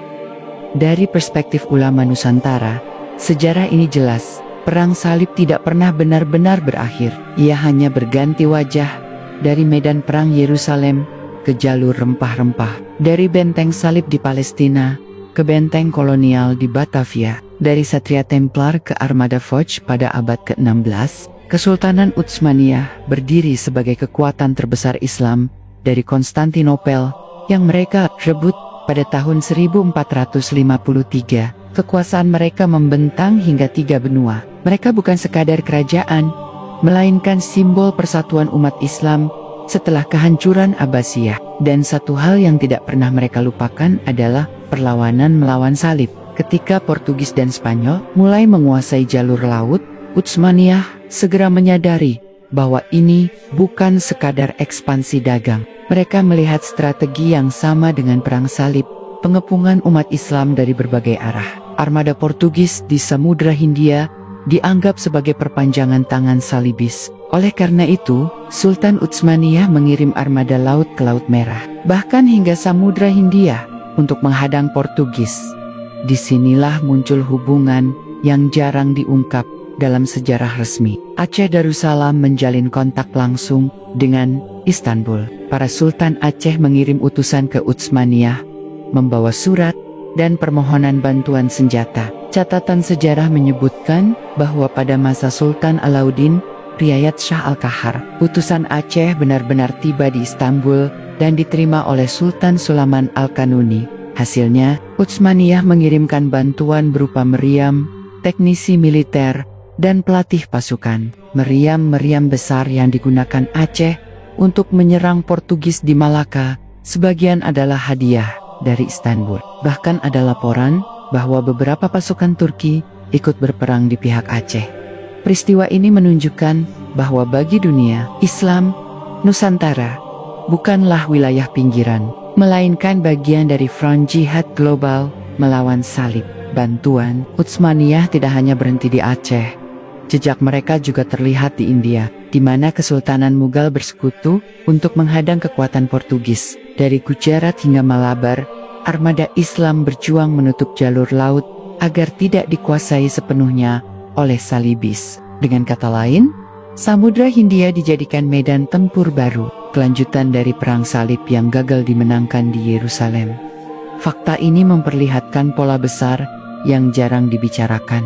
Perang salib bukan hanya tentang Palestina, tetapi juga tentang ekonomi global. Menguasai Yerusalem adalah simbol, tetapi menguasai jalur rempah-rempah berarti menguasai kekayaan dunia Islam. Oleh karena itu, Utsmaniyah menempatkan kawasan Nusantara dalam peta strategi jihadnya. Yang menarik, para ulama Nusantara melihat hubungan ini sebagai penguat legitimasi jihad mereka. Banyak teks lokal yang menyebut Sultan Utsmaniyah sebagai Khalifah kaum muslimin. Mereka menganggap perlawanan melawan Portugis, Belanda, atau Spanyol sebagai bagian dari ketaatan kepada khalifah. Hal ini memberikan semangat yang luar biasa, karena perjuangan lokal tidak lagi dipandang kecil, melainkan bagian dari perang besar umat Islam. Lebih jauh lagi, hubungan ini juga memperlihatkan bagaimana jaringan ulama internasional memainkan peran. Ulama-ulama dari Makkah dan Madinah yang saat itu berada di bawah naungan Utsmaniyah mengeluarkan fatwa-fatwa jihad yang sampai ke Nusantara. Para jamaah haji dari Nusantara membawa pulang kabar, ajaran, dan semangat jihad global. Dari sinilah lahir tokoh-tokoh seperti Syekh Yusuf Al-Makassari yang berjuang melawan Belanda di tanah air, lalu diasingkan ke Afrika Selatan dan tetap menyebarkan perlawanan melawan salib dimanapun ia berada. Jejak ini memperlihatkan sebuah kebenaran mencengangkan. Perang salib tidak pernah berakhir secara geografis. Dari Palestina ia bergerak ke Afrika Utara, lalu ke Samudra Hindia, dan akhirnya ke Nusantara. Umat Islam di setiap kawasan memahami bahwa mereka sedang melawan musuh yang sama, hanya dengan wajah berbeda. Maka, tidak berlebihan jika banyak ulama menyebut kolonialisme Eropa di abad ke-16 hingga abad ke-20 sebagai fase lanjutan perang salib global. Dari segi strategi, aktor, bahkan restu gereja, semuanya berhubungan. Yang berbeda hanyalah bentuk. Dari satria bersenjata pedang menjadi armada dagang bersenjata meriam. Dari benteng di Yerusalem menjadi benteng di Batavia. Dari Paus Urbanus II menjadi paus dan penguasa Eropa yang mendukung ekspedisi kolonial. Jika kita menelusuri catatan-catatan kolonial Belanda dan Portugis, ada satu hal yang selalu mereka takutkan. Jaringan ulama dan tarekat. Para penjajah sadar bahwa kekuatan umat Islam Nusantara tidak hanya terletak pada pedang atau meriam, melainkan pada ikatan spiritual dan jaringan keilmuan yang melampaui batas kerajaan dan pulau. Tarekat-tarekat sufi seperti Qadiriyah, Syatariyah, Naqsyabandiyah, dan kemudian Khalwatiyah bukan sekadar kelompok zikir. Mereka berfungsi sebagai jaringan komunikasi bawah tanah. Dari surau di Minangkabau, pesan jihad bisa sampai ke Aceh. Dari pesantren di Jawa, seruan perlawanan bisa terdengar hingga ke Makassar. Bahkan dari Makkah dan Madinah, fatwa-fatwa ulama bisa menyebar ke seluruh kepulauan Nusantara melalui jamaah haji. Salah satu contoh yang mencengangkan adalah peran Syekh Yusuf Al-Makassari. Ia belajar di Timur Tengah, berguru pada ulama-ulama besar, lalu kembali ke Nusantara, membawa semangat jihad melawan Belanda. Ketika ditangkap dan diasingkan ke Salon Sri Lanka, ia tetap menulis risalah yang menyulut semangat perlawanan. Bahkan ketika akhirnya diasingkan lebih jauh ke Afrika Selatan, ia tetap menjadi pusat perlawanan umat Islam melawan kolonial. Artinya, seorang ulama Nusantara bisa menjadi duri bagi penjajah di 3 benua sekaligus. Di Jawa, tarekat juga berperan besar. Dalam perang Diponegoro, jaringan ulama tarekat adalah tulang punggung perlawanan. Mereka menyebarkan kabar, mengorganisir laskar, bahkan menyembunyikan logistik. Banyak laporan Belanda yang menyebut betapa sulitnya membedakan siapa rakyat biasa dan siapa anggota jaringan jihad. Karena hampir semua lapisan masyarakat terhubung dengan pesantren dan tarekat. Yang lebih mencengangkan lagi, para ulama Nusantara mengembangkan strategi intelijen yang canggih untuk ukuran zamannya. Ada laporan bahwa sebelum Belanda melancarkan serangan besar, sudah ada kabar bocor yang sampai ke pihak perlawanan. Ulama dan murid-muridnya sering menyamar sebagai pedagang, nelayan, bahkan pekerja rendahan untuk mengintai gerak-gerik musuh. Catatan kolonial menyebut hal ini sebagai perlawanan hantu, karena pasukan muslim bisa menyerang tiba-tiba, lalu menghilang tanpa jejak. Selain itu, ulama Nusantara memahami pentingnya perang psikologis. Mereka menanamkan keyakinan bahwa melawan kafir penjajah adalah jihad fisabilillah, dan syahid di jalan ini menjamin surga. Keyakinan ini membuat rakyat biasa berani menghadapi pasukan modern bersenjata lengkap dengan hanya bambu runcing. Belanda berkali-kali mencatat bahwa semangat jihad jauh lebih menakutkan daripada senjata itu sendiri. Yang sering disembunyikan dari buku sejarah adalah bagaimana perlawanan ini bukan hanya spontan, tetapi terorganisir dengan rapi. Misalnya, di Minangkabau, gerakan Padri bukan hanya gerakan keagamaan, melainkan juga sistem militer yang dibangun berdasarkan fatwa jihad. Imam Bonjol dan ulama-ulama lainnya menciptakan struktur komando, membagi wilayah, dan memastikan bahwa setiap desa memiliki laskar siap tempur. Di Banten, ulama tarekat memimpin pemberontakan besar pada abad ke-19. Perlawanan ini menakutkan Belanda karena menyebar sangat cepat hanya melalui khutbah dan zikir bersama. Dalam hitungan hari, ribuan rakyat turun ke jalan dengan membawa senjata seadanya. Bahkan di Sulawesi, jaringan ulama dan sultan lokal seperti Sultan Hasanuddin dari Goa menggunakan taktik diplomasi internasional, menjalin kontak dengan Makkah dan Turki Utsmaniyah sambil terus melawan Belanda. Sultan Hasanuddin dijuluki ayam jantan dari timur karena keberaniannya melawan kekuatan yang jauh lebih besar dari semua ini. Terlihat pola yang jarang dibicarakan. Jihad Nusantara bukanlah perjuangan lokal yang terpisah. Ia adalah bagian dari satu jaringan global melawan salib, dari Palestina hingga Batavia, dari Istanbul hingga Aceh, dari Afrika Utara hingga Maluku, semua terhubung oleh semangat yang sama. Dan yang lebih mengejutkan lagi, banyak simbol-simbol perlawanan yang masih kita lihat hari ini sesungguhnya lahir dari konteks perang melawan salib. Bendera merah putih yang dikibarkan dalam perlawanan, misalnya, sudah digunakan dalam beberapa perang jihad di Jawa, jauh sebelum proklamasi. Warna merah melambangkan keberanian dan darah syuhada, sementara putih melambangkan kesucian iman. Ini bukan sekadar simbol nasional, tetapi simbol jihad yang sudah berakar dalam sejarah panjang umat Islam di Nusantara. Setiap kali jihad umat Islam berkobar, pasukan kolonial segera sadar bahwa kekuatan militer saja tidak cukup untuk menundukkan rakyat. Senjata dan meriam modern tidak mampu memadamkan semangat jihad yang berakar pada keyakinan agama. Karena itu, mereka merancang strategi baru memecah belah, menyusup dan mengendalikan dari dalam. Salah satu taktik paling awal yang digunakan Portugis dan kemudian Belanda adalah politik adu domba antar kerajaan Muslim. Sejak abad ke-16, mereka memanfaatkan rivalitas antara kerajaan Islam di Maluku, misalnya Ternate dan Tidore. Portugis dan Spanyol secara bergantian berpihak pada salah satu pihak, memberi senjata, lalu mengadu mereka agar sibuk berperang sesama Muslim. Sementara itu, Eropa perlahan menancapkan kuku kekuasaan mereka. Di Jawa, Belanda memainkan politik serupa. Mereka memanfaatkan konflik internal antara Mataram, Surakarta, dan Yogyakarta. Perjanjian-perjanjian yang dibuat, seperti Perjanjian Giyanti, tidak pernah netral. Selalu ada motif untuk melemahkan kekuatan Islam dari dalam, dengan memecah kerajaan menjadi lebih kecil dan saling curiga. Dengan jihad melawan penjajah menjadi semakin sulit karena kekuatan Muslim terfragmentasi. Lebih halus lagi adalah infiltrasi ke dunia pesantren dan tarekat. Belanda menyadari bahwa ulama adalah motor utama jihad. Karena itu, mereka berusaha masuk melalui dua jalur.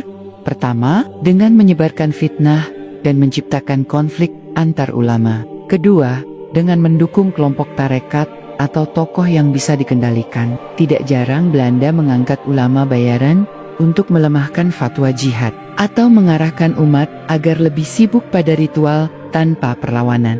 Fakta mencengangkan muncul dari arsip kolonial. Ada laporan resmi Belanda tentang bagaimana mereka mengawasi khotbah Jumat, mencatat isi ceramah, dan menindak ulama yang dianggap membangkitkan semangat jihad. Bahkan, ada kebijakan melarang penggunaan istilah jihad secara terbuka di mimbar. Hal ini menunjukkan betapa takutnya kolonial terhadap kekuatan kata ulama. Selain itu, Belanda menerapkan strategi pendidikan alternatif. Mereka mendirikan sekolah-sekolah yang terpisah dari pesantren dengan kurikulum sekuler yang perlahan memutus generasi muda Muslim dari ajaran jihad dan sejarah Islam.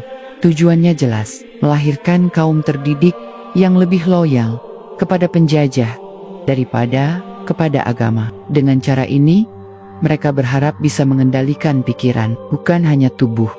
Strategi kontra jihad yang lain adalah menciptakan stigma terhadap Islam militan. Belanda menulis laporan, buku, bahkan menyebarkan propaganda bahwa jihad adalah gerakan fanatik, primitif, dan berbahaya. Mereka menggambarkan para ulama pejuang sebagai pemberontak, bukan pahlawan. Narasi ini kemudian masuk ke sistem pendidikan kolonial, hingga banyak generasi muslim sendiri yang terpengaruh dan lupa bahwa jihad di Nusantara adalah bagian dari perlawanan global melawan salib. Tidak hanya itu, Belanda juga mengembangkan politik divide et impera berbasis agama. Mereka sengaja memberi ruang lebih besar bagi misi Kristen, membangun gereja, sekolah misionaris, dan menyebarkan Injil, sementara pesantren dibatasi geraknya. Bahkan, di beberapa wilayah, mereka melarang pembangunan masjid baru tanpa izin khusus. Semua ini adalah strategi sistematis untuk menurunkan dominasi Islam yang paling halus. Namun mematikan adalah rekayasa sosial melalui ekonomi. Belanda sadar bahwa banyak ulama dan pesantren bergantung pada dukungan rakyat. Maka mereka menciptakan sistem pajak yang menekan rakyat, sehingga sulit membantu jihad. Mereka juga menguasai jalur perdagangan, memutuskan hubungan antara pedagang muslim, antar pulau, dan menggantikannya dengan monopoli Foch. Akibatnya, jaringan ekonomi umat yang selama ini mendukung jihad menjadi lumpuh. Jika kita tarik benang merah, semua strategi ini sebenarnya adalah kelanjutan dari metode perang salib. Di Palestina, tentara salib mencoba menaklukkan umat Islam dengan kekerasan. Di Nusantara, penjajah Eropa yang membawa warisan salib memilih strategi jangka panjang, melemahkan iman, memecah belah umat, dan mengubah sejarah. Namun, fakta yang jarang disebut adalah bahwa meski Belanda dan penjajah lainnya berhasil bertahan ratusan tahun, mereka tidak pernah benar-benar mampu memadamkan semangat jihad. Setiap generasi selalu melahirkan ulama, kiai, atau sultan baru yang mengibarkan panji perlawanan. Dari Sultan Agung di Jawa, Imam Bonjol di Minangkabau, Sultan Ba'abullah di Maluku, hingga para ulama tarekat di Banten, semua menyambung rantai panjang perlawanan. Setelah abad demi abad, umat Islam di Nusantara menorehkan perlawanan jihad melawan kolonial. Muncul era modern, di mana wajah perang salib itu berubah bentuk. Jika pada masa lalu, mereka hadir dengan pedang, meriam, dan pasukan salib, kini mereka datang dengan pena, buku, kurikulum pendidikan, dan propaganda global. Salah satu fakta yang jarang diungkap adalah bagaimana sejarah jihad dihapus atau diputar balik dalam buku-buku pelajaran kolonial. Bahkan hingga awal abad kemerdekaan, para ulama pejuang tidak disebut sebagai pahlawan, melainkan pemberontak. Kata jihad sengaja diganti dengan istilah perlawanan lokal. Tujuannya jelas, memutus kesadaran bahwa perjuangan ulama di Aceh, di Jawa, di Maluku, dan di Minangkabau sesungguhnya bagian dari rangkaian panjang jihad global melawan salib. Bahkan lebih jauh, kolonial membangun narasi bahwa umat Islam adalah kaum terbelakang yang harus diselamatkan dengan ilmu pengetahuan barat. Padahal, jika kita melihat catatan ulama pada masa itu, justru pesantren adalah pusat ilmu pengetahuan. Ulama tidak hanya mengajarkan Al-Quran, tetapi juga ilmu falak, kedokteran tradisional, filsafat Islam, hingga teknologi perkapalan. Tetapi narasi ini sengaja dikubur, diganti dengan propaganda bahwa pesantren hanya menghasilkan orang fanatik. Yang lebih mencengangkan lagi adalah adanya keterlibatan misionaris Eropa dalam penyusunan strategi kolonial. Banyak pendeta, pastor, dan biarawan yang ditugaskan bukan semata untuk menyebarkan agama, tetapi juga menjadi mata-mata. Mereka mendekati rakyat, mencatat gerakan ulama, dan mengirim laporan ke pusat kekuasaan kolonial. Jadi, misi kristenisasi berjalan seiring dengan operasi militer dan politik pecah belah. Fakta lain yang jarang dibicarakan adalah peran lembaga orientalis. Sejak abad ke-18, Belanda, Inggris, dan Perancis mendirikan pusat studi Timur Tengah, belajar bahasa Arab, menyalin manuskrip Islam, bahkan mempelajari tafsir dan hadis. Sepintas terlihat akademis, tetapi tujuan sesungguhnya adalah mengetahui kelemahan umat Islam Mereka meneliti di mana ada perbedaan pendapat antar ulama, lalu menggunakannya untuk menciptakan perpecahan. Mereka juga mengkaji kitab jihad untuk tahu bagaimana umat Islam bergerak, agar mudah mereka cegah. Dari sinilah muncul satu strategi berbahaya yang masih terasa hingga hari ini. Penciptaan Islam versi kolonial. Islam yang dikehendaki penjajah adalah Islam yang jinak, tidak bicara jihad, tidak bicara politik, hanya sibuk pada ibadah ritual, tanpa menyentuh urusan sosial dan negara. Kolonial bahkan mendukung ulama-ulama yang mau menyebarkan versi Islam semacam ini, sambil menindas keras ulama yang menyeru pada jihad. Yang membuat kita terperangah adalah bahwa jejak strategi ini masih terasa di masa kini. Narasi tentang jihad terus distigma sebagai terorisme. Padahal, dalam catatan riwayat sahih, jihad adalah kewajiban mulia untuk mempertahankan agama dan tanah air. Kolonialisme modern tidak lagi datang dengan baju zirah salib, tetapi hadir dengan media, film, buku sejarah, bahkan lembaga internasional yang perlahan membentuk opini bahwa jihad identik dengan kekerasan buta.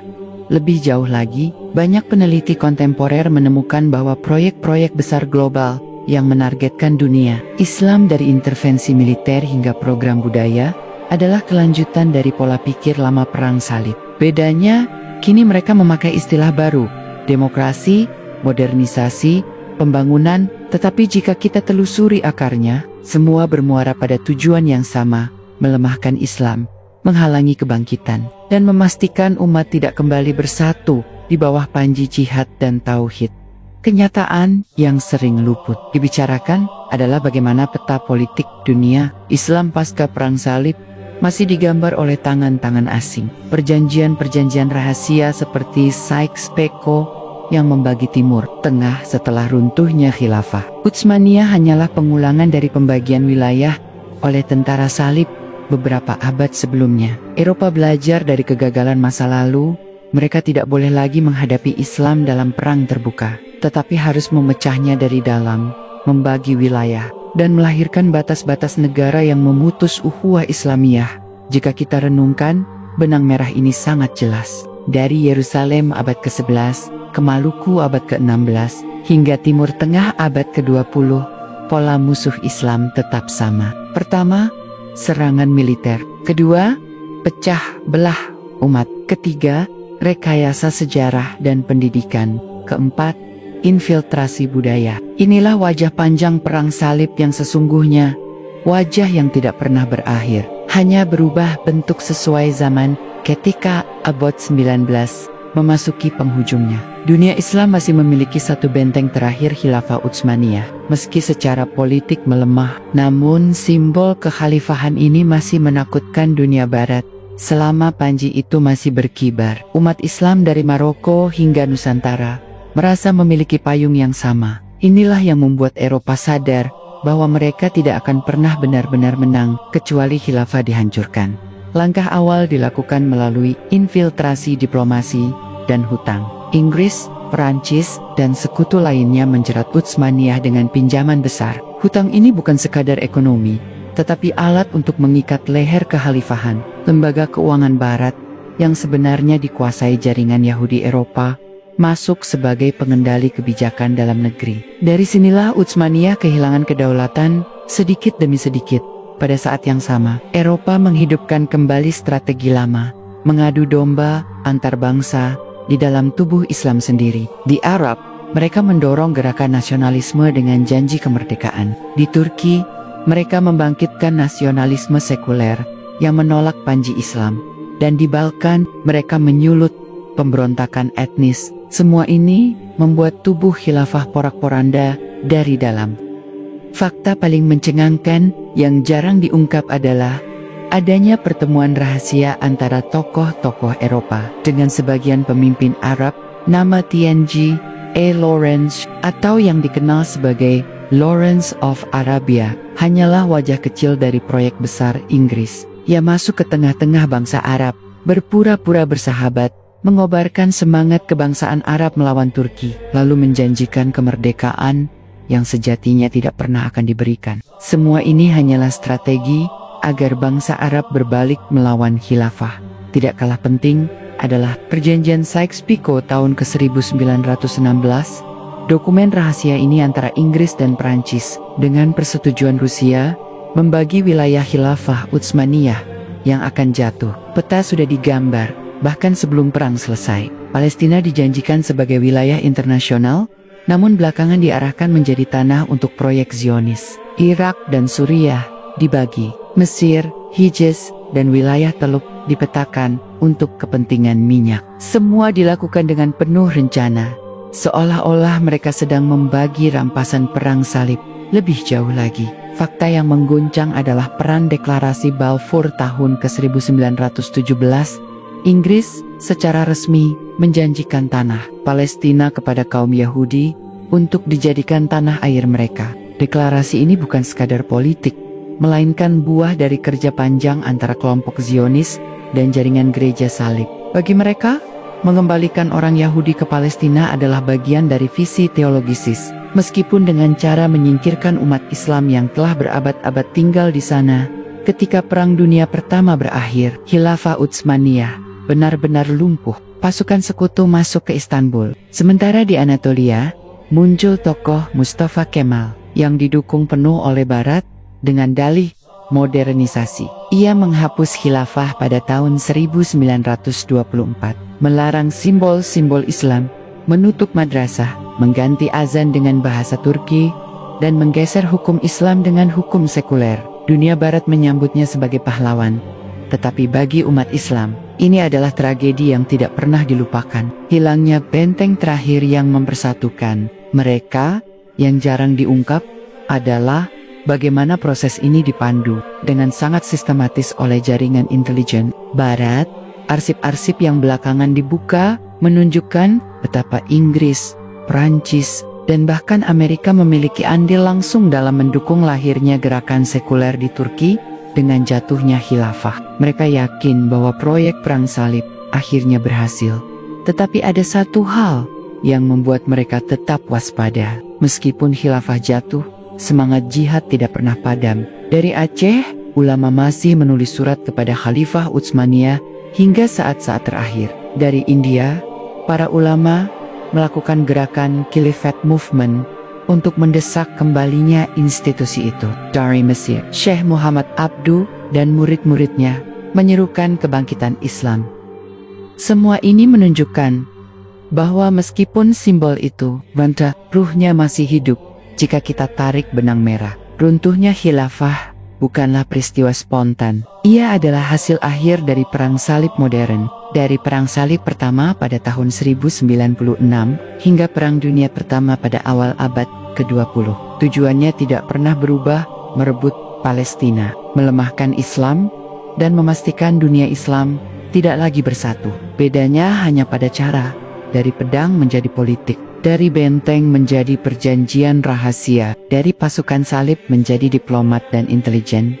Ketika khilafah resmi dihapus tahun 1924, umat Islam mendadak kehilangan pusat gravitasi politik. Selama berabad-abad, meskipun melemah, khilafah tetap menjadi simbol persatuan. Dari Maroko hingga Nusantara, doa untuk khalifah selalu disebut dalam khotbah Jumat. Dengan hilangnya institusi itu, dunia Islam masuk ke dalam fase baru, era negara bangsa buatan Barat. Peta dunia Islam yang kita lihat hari ini bukanlah hasil pilihan umat, melainkan warisan perjanjian rahasia kolonial. Soraya, Lebanon, Irak, Yordania, Mesir, bahkan hingga Jazirah Arab dibagi sesuai kepentingan Inggris dan Prancis. Palestina dijadikan hadiah untuk proyek Zionis, dan setiap negara dipimpin oleh elit lokal yang dipilih bukan karena ketakwaannya, melainkan karena kesediaannya bekerja sama dengan Barat.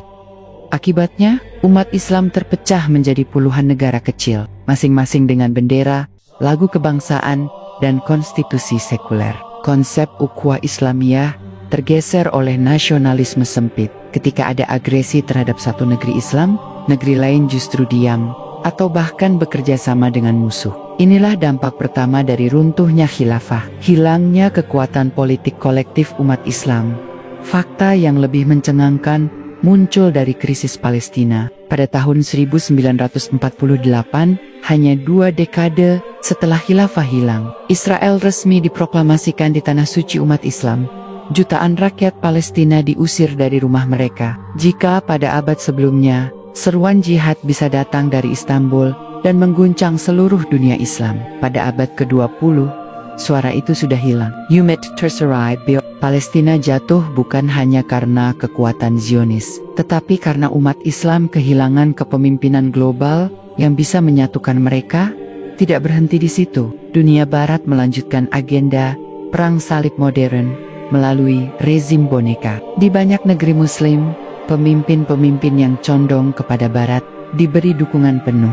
Mereka menindas gerakan Islam di dalam negeri dengan alasan menjaga stabilitas, padahal sejatinya menjalankan agenda kolonial gaya baru. Ulama yang menyeru jihad atau khilafah dipenjarakan, dibuang, bahkan dibunuh. Sementara itu, rezim sekuler diberi bantuan militer dan ekonomi agar tetap berkuasa.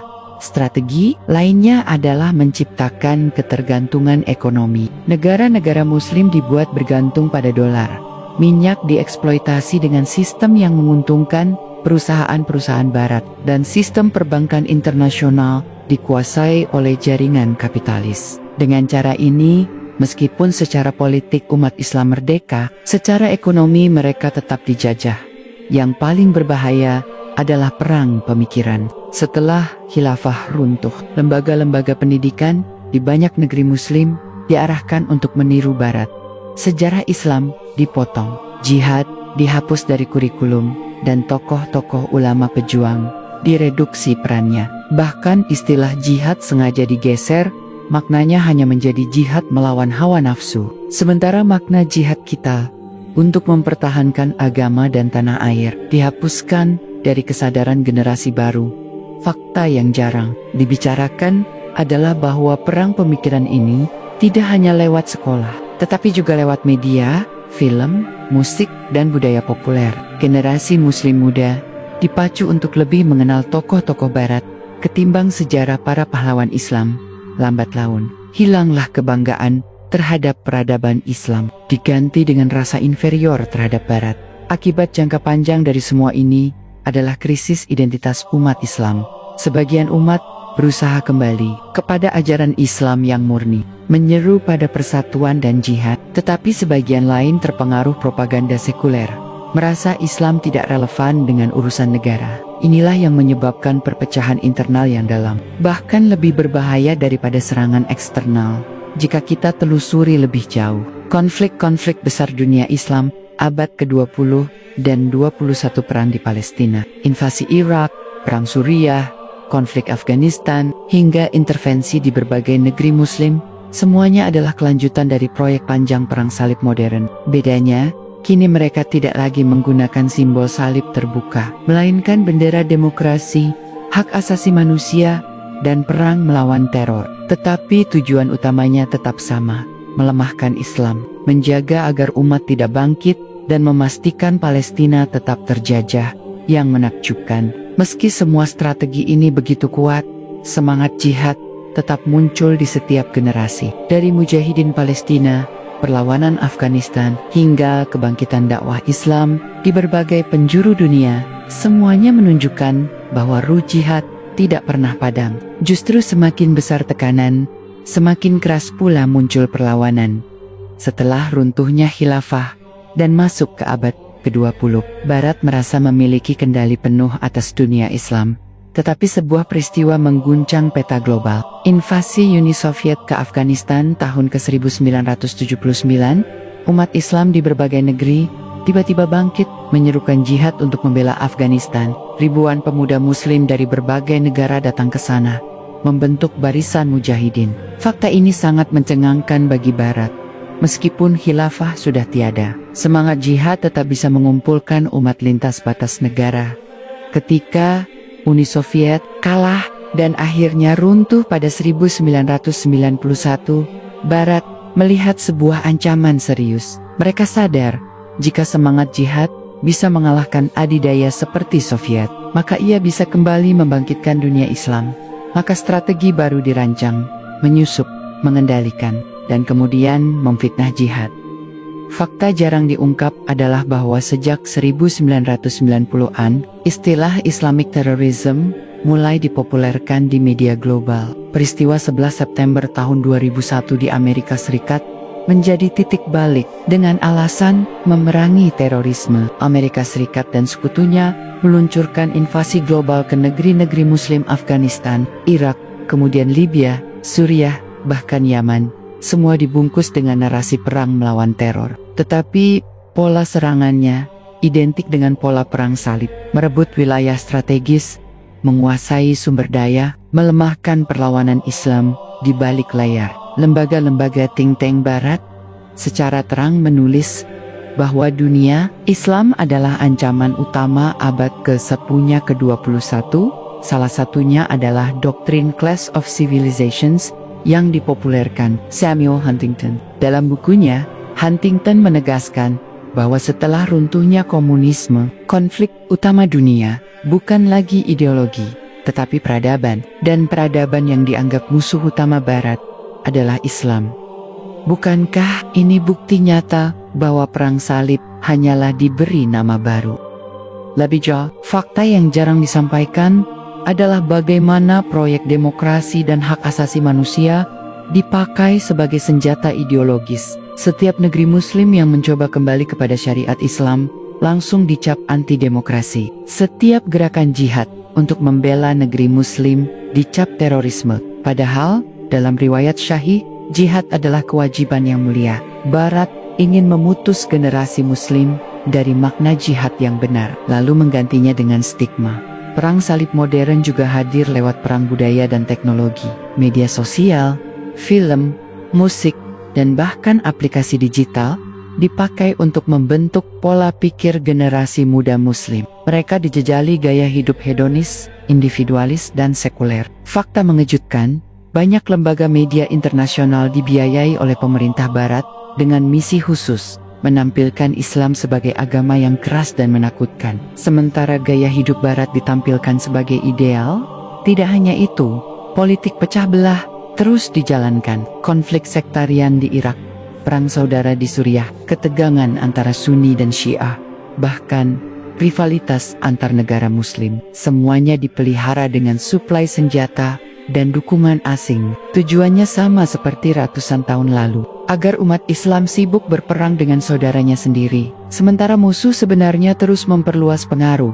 Yang lebih mencengangkan adalah jejak nyata perang salib di Palestina hingga hari ini. Sejak 1948 hingga kini, Israel tetap berdiri di tanah yang dirampas. Setiap kali rakyat Palestina bangkit dengan batu, senjata sederhana, atau roket rakitan, mereka berhadapan dengan mesin perang paling modern di dunia yang didukung Amerika Serikat dan Eropa.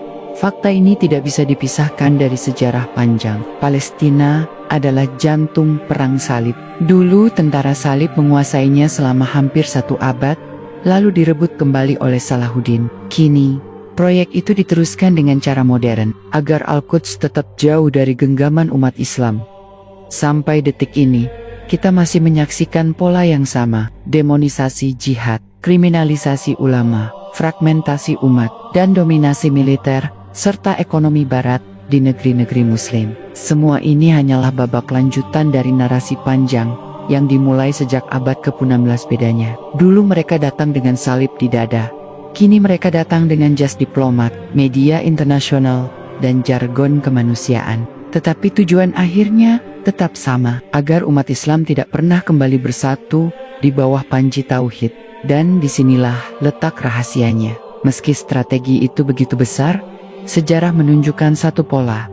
Setiap kali umat Islam ditekan, selalu lahir generasi baru yang membawa semangat jihad. Dari Salahuddin Al-Ayyubi di abad ke-12, hingga para mujahidin kontemporer di Palestina dan negeri-negeri lain. Rantai perlawanan itu tidak pernah putus. Jika kita membaca alur panjang sejarah, pola musuh-musuh Islam selalu berulang. Pertama, mereka menyerang secara militer. Kedua, mereka memecah belah umat. Ketiga, mereka mendominasi ekonomi dan budaya. Dan keempat, Mereka mencoba memadamkan ruh jihad dengan stigma. Semua itu kita lihat sejak Perang Salib pertama, kolonialisme di Nusantara, runtuhnya khilafah, hingga perang global melawan teror. Namun, ada satu fakta yang jarang dibicarakan. Semakin kuat tekanan terhadap umat Islam, semakin nyata tanda-tanda kebangkitannya. Hal ini sesuai dengan riwayat syahih dari Nabi Muhammad SAW. Dalam hadis yang diriwayatkan Imam Ahmad dan Abu Dawud, beliau bersabda bahwa akan datang suatu masa ketika umat-umat lain akan mengerumuni umat Islam bagaikan orang-orang lapar mengerumuni hidangan. Para sahabat bertanya, apakah saat itu jumlah umat Islam sedikit? Rasulullah menjawab, bahkan kalian banyak, tetapi kalian bagaikan buih di lautan. Allah akan mencabut rasa takut dari hati musuh-musuh kalian dan menanamkan won di hati kalian. Mereka bertanya, apa itu won? Wahai Rasulullah, beliau menjawab, cinta dunia dan takut mati. Hadis ini seperti menggambarkan keadaan umat Islam hari ini. Banyak secara jumlah, tetapi tercerai-berai, lebih sibuk pada urusan dunia daripada jihad. Tetapi sekaligus hadis ini adalah peringatan dan petunjuk. Kelemahan ini bukan karena musuh kuat, melainkan karena umat sendiri meninggalkan semangat jihad.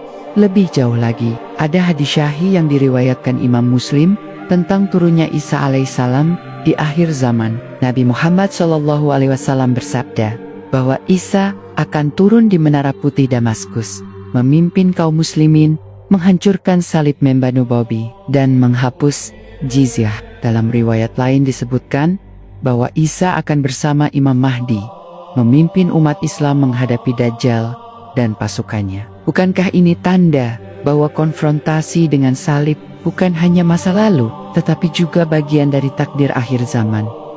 Riwayat-riwayat Ahlus Sunnah wal Jamaah juga menyinggung tentang kebangkitan kembali Panji Hitam dari arah Khurasan. Dalam beberapa hadis, disebutkan bahwa pasukan dengan bendera hitam akan muncul dari arah timur, menuju ke Baitul Maqdis, dan tidak ada yang mampu menghentikan mereka. Para ulama banyak yang menafsirkan bahwa ini adalah tanda kebangkitan jihad di wilayah timur Islam, yang akan berperan besar menjelang akhir zaman jika kita hubungkan dengan realitas kontemporer. Betapa menariknya melihat bahwa kawasan Timur Tengah dan Asia Tengah terus menjadi pusat gejolak. Afghanistan, Suriah, Irak, Palestina, semuanya menjadi medan pertempuran yang tidak pernah padam. Barat menyebutnya sebagai zona konflik, tetapi dalam pandangan riwayat, bisa jadi di sanalah Allah sedang menyiapkan generasi baru mujahidin yang akan menegakkan kembali panji tauhid. Fakta yang mencengangkan adalah bahwa meskipun dunia barat menguasai teknologi, ekonomi, dan militer, mereka tetap dihantui oleh ketakutan terhadap kebangkitan Islam. Setiap gerakan kecil dakwah, setiap komunitas yang menyerukan syariat, setiap kelompok yang berbicara tentang persatuan umat langsung diawasi, dicurigai, bahkan dihancurkan. Mengapa? Karena mereka tahu umat Islam jika bersatu kembali akan menjadi kekuatan yang tak tertandingi. Kita juga melihat bagaimana Palestina tetap menjadi pusat pertarungan. Dari awal perang salib hingga hari ini, Palestina selalu menjadi jantung konflik. Dan riwayat-riwayat syahih menegaskan bahwa di akhir zaman, peperangan besar melawan Yahudi dan sekutu-sekutu mereka akan terjadi di sana. Rasulullah bersabda dalam hadis riwayat Muslim bahwa batu dan pohon akan berkata, "Wahai Muslim, di belakangku ada seorang Yahudi, kemarilah bunuh dia." Kecuali pohon Garkot, karena itu adalah pohonnya orang Yahudi. Hadis ini bukan untuk menumbuhkan kebencian membabi buta, tetapi menjadi isyarat bahwa konflik di Palestina bukan konflik biasa, melainkan bagian dari takdir sejarah akhir zaman. Jika kita perhatikan dengan kacamata sejarah panjang, jelas bahwa perang salib yang sesungguhnya belum selesai. Dari tentara salib abad ke-11, kolonialisme abad ke-16, perjanjian rahasia abad ke-20, hingga perang global abad ke-21, semuanya hanya fase. Dan fase terakhir sudah diberitakan Rasulullah SAW. Konfrontasi besar antara Islam melawan salib, yang berakhir dengan turunnya Isa alaihissalam dan kemenangan tauhid. Jika dulu pasukan salib datang dengan pedang, perisai, dan baju zirah, Kini mereka hadir dengan tank, jet tempur, satelit, media, dan propaganda global. Mereka tidak lagi berteriak dengan salib di dada, melainkan dengan jargon kemanusiaan, demokrasi, dan kebebasan. Tetapi hakikatnya sama, mereka ingin menundukkan umat Islam dan merebut Baitul Maqdis. Mari kita lihat fakta yang sering diabaikan. Setelah kekalahan besar, tentara salib klasik di tangan Salahuddin Al-Ayyubi, Eropa menyadari bahwa perang frontal dengan dunia Islam tidaklah mudah. Maka mereka mulai mengubah strategi. Mereka menyusup dengan politik, ekonomi, bahkan pemikiran. Inilah yang dikenal dengan istilah kolonialisme. Saat dinasti Utsmaniyah berdiri, Eropa berulang kali mencoba melancarkan perang salib baru dengan wajah lain. Invasi Mongol yang brutal, perang Tartar yang menghancurkan Baghdad, bahkan serangan ke Konstantinopel. Semua tidak bisa dilepaskan dari skenario besar untuk memadamkan cahaya Islam. Tetapi justru dari reruntuhan itu lahir generasi baru yang kembali membangun peradaban. Puncaknya terjadi ketika Khilafah Utsmaniyah dihancurkan pada awal abad ke-20. Inilah peristiwa yang jarang dihubungkan secara langsung dengan perang salib. Padahal sebenarnya ia adalah salah satu babak terpenting ketika tentara Inggris memasuki Palestina tahun 1917, Jenderal Allenby dengan angkuh berkata, "Hari ini perang salib telah selesai." Kata-kata itu bukan kalimat kosong. Itu adalah pengakuan bahwa seluruh operasi militer mereka sejak ratusan tahun sebelumnya adalah kelanjutan dari misi salib. Tidak berhenti di situ, tahun 1924, Khilafah Utsmaniyah resmi dibubarkan. Sejak saat itu, umat Islam tercerai-berai menjadi negara-negara kecil, lemah, dan mudah dikendalikan. Perhatikan, pola ini sama persis dengan yang diungkap Nabi Muhammad SAW dalam hadis syahih, bahwa umat Islam akan dikerumuni oleh musuh-musuhnya bagaikan hidangan dikerumuni orang lapar. Abad ke-21, wajah perang salib tampil lebih halus, tetapi jauh lebih mematikan. Palestina masih dijajah, Irak dihancurkan, Afghanistan diporak-porandakan, Suriah dijadikan ladang uji coba senjata. Umat Islam di Asia, Afrika, bahkan Eropa hidup dalam tekanan. Barat mengatasnamakan perang melawan teror, tetapi sesungguhnya ini adalah perang ideologi yang berakar sama dengan perang salib abad pertengahan. Fakta yang jarang diungkap adalah bahwa di balik semua konflik modern selalu ada benang merah menuju Baitul Maqdis. Semua jalan bermuara ke sana. Karena itu, kota suci itu selalu menjadi pusat perhatian dunia. Dan riwayat-riwayat syahih menegaskan bahwa akhir zaman akan berpusat di Syam, khususnya di sekitar Palestina dan Damaskus. Rasulullah SAW bahkan menyebut Syam sebagai tanah yang diberkahi, tempat turunnya Isa alaihissalam.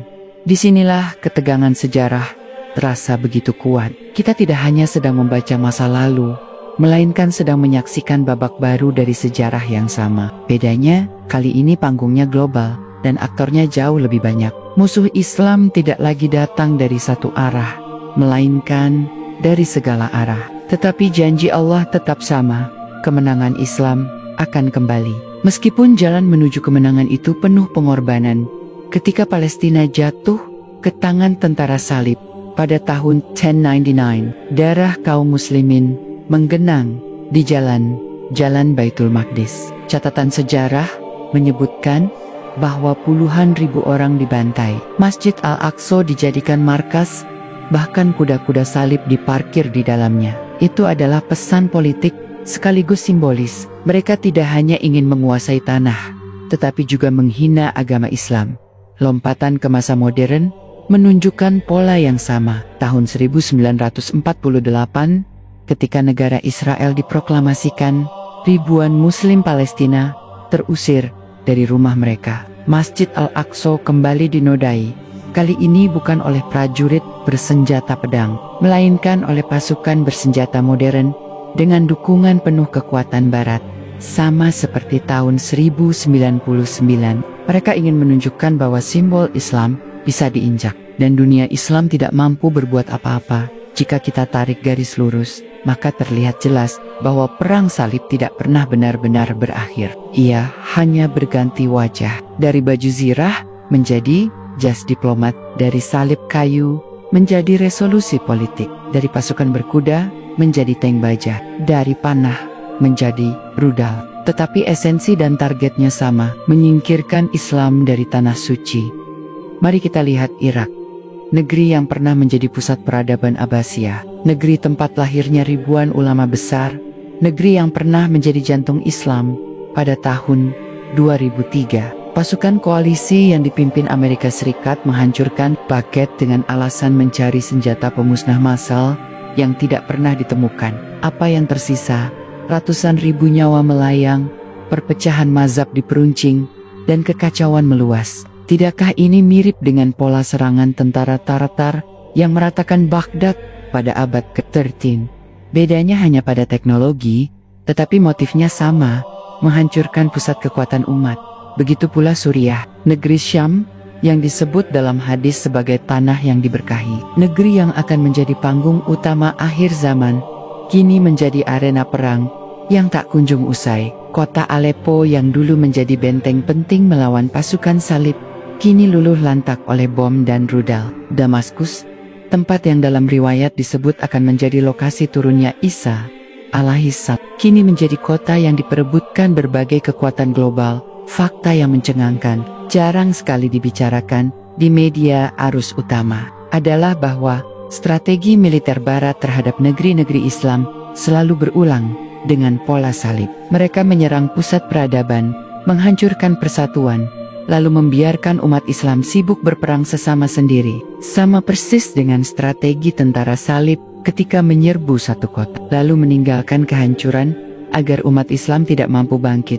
Palestina tetap menjadi poros semua konflik ini. Dari awal perang salib hingga hari ini, seolah-olah seluruh skenario dunia bermuara ke sana. Tidak ada negeri lain di dunia yang sekecil itu, tetapi menjadi pusat perhatian global selama berabad-abad. Mengapa?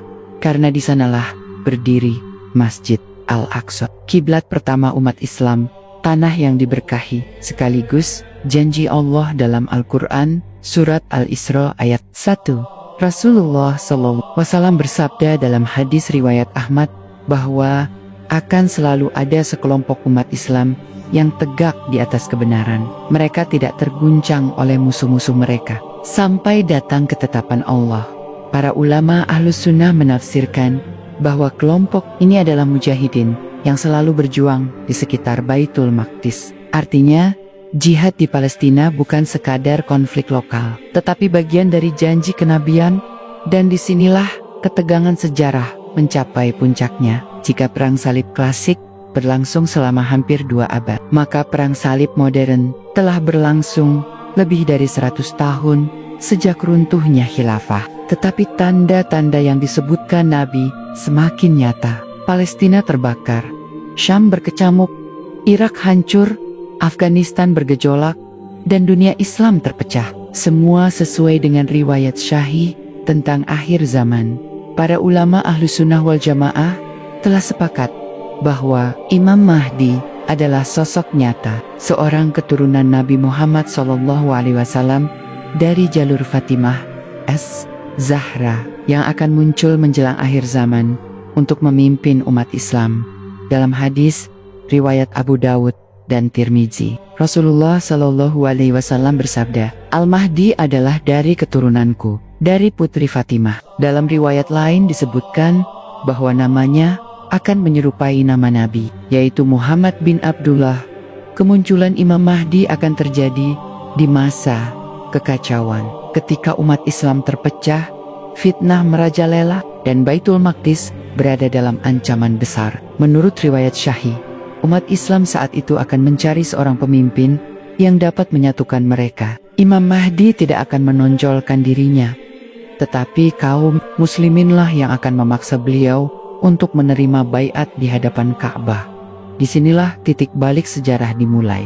Imam Mahdi akan memimpin kaum muslimin menuju Syam, wilayah yang dalam riwayat disebut sebagai pusat pertempuran akhir zaman. Dan disinilah pula musuh-musuh Islam dari seluruh penjuru dunia akan bersatu untuk melawan mereka. Hadis riwayat Muslim menyebutkan bahwa kaum muslimin akan berperang melawan pasukan salib di sebuah medan tempur yang sangat besar. Dalam hadis itu, Rasulullah Shallallahu Alaihi Wasallam menyebutnya sebagai Al-Malhamah Al-Kubra, peperangan dahsyat yang melibatkan kekuatan dunia.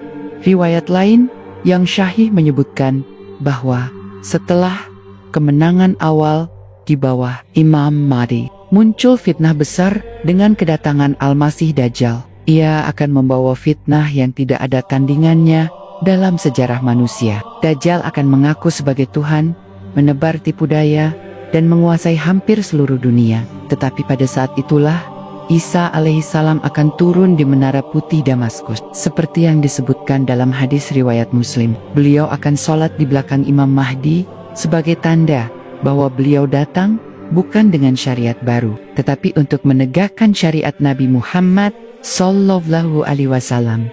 Turunnya Isa alaihissalam adalah momen yang paling ditakuti oleh salib, karena dalam riwayat disebutkan beliau akan menghancurkan salib, membanu Bobi, menghapus jizyah, dan memburu Dajjal, hingga akhirnya membunuhnya di gerbang Lut dekat Baitul Maqdis. Ini adalah simbol bahwa kebohongan besar yang selama ini dijadikan dasar ideologi salib akan dihancurkan langsung oleh sosok yang mereka klaim sebagai Tuhan.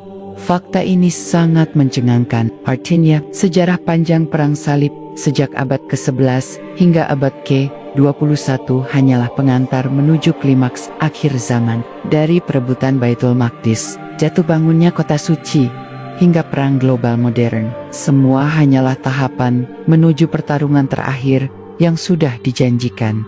Ulama Ahlus Sunnah menegaskan bahwa riwayat-riwayat ini syahih dan bukan dongeng. Inilah yang membuat kaum salib modern begitu ketakutan. Mereka tahu, sekalipun mereka berhasil menghancurkan Baghdad, membagi negeri-negeri Islam, atau menduduki Palestina, akan tetap lahir generasi yang tidak bisa mereka kalahkan. Dan ketika Imam Mahdi muncul, seluruh konspirasi mereka akan runtuh. Perang salib sesungguhnya bukan hanya soal pedang dan panah, bukan hanya soal rudal dan tank. Ia adalah konfrontasi ideologi, pertarungan akidah, benturan antara tauhid dan kesyirikan. Dan akhir dari pertarungan ini sudah dipastikan dalam janji Allah dan sabda Rasul-Nya. Islam akan menang, salib akan hancur, dan keadilan akan ditegakkan kembali. Sejarah panjang perang salib, dari abad pertengahan hingga abad modern, telah menunjukkan kepada kita satu pola yang tak terbantahkan. Musuh-musuh Islam selalu kembali dengan wajah baru, strategi baru, tetapi dengan tujuan yang sama. Mereka ingin merebut Baitul Maqdis, melemahkan umat Islam, dan memadamkan cahaya tauhid dari tentara bersalib di abad ke-11, kolonialisme di abad ke-16, runtuhnya khilafah di abad ke-20, hingga perang global melawan teror di abad ke-21, semuanya hanyalah fase dari rangkaian yang sama. Tetapi umat Islam juga selalu menjawab tantangan sejarah itu. Dari Nuruddin Zanki, Salahuddin Al-Ayyubi, hingga para mujahidin yang terus bertahan di Palestina hari ini. Semuanya adalah saksi bahwa janji Allah tidak pernah pudar. Rasulullah Shallallahu Alaihi Wasallam telah memberikan peta besar sejarah ini dengan jelas, tentang kondisi umat yang lemah, tentang fitnah Dajjal, tentang kemunculan Imam Mahdi, tentang turunnya Isa alaihissalam, hingga kemenangan besar yang menutup rangkaian panjang perang salib. Semua telah disampaikan dalam riwayat-riwayat syahih. Artinya, apa yang kita saksikan hari ini bukanlah akhir, melainkan jalan menuju janji yang lebih besar. Jalan yang penuh pengorbanan, penuh darah, penuh air mata. Tetapi jalan itu akan berakhir dengan kemenangan Islam, hancurnya salib, runtuhnya kebohongan, dan tegaknya keadilan di bawah panji tauhid.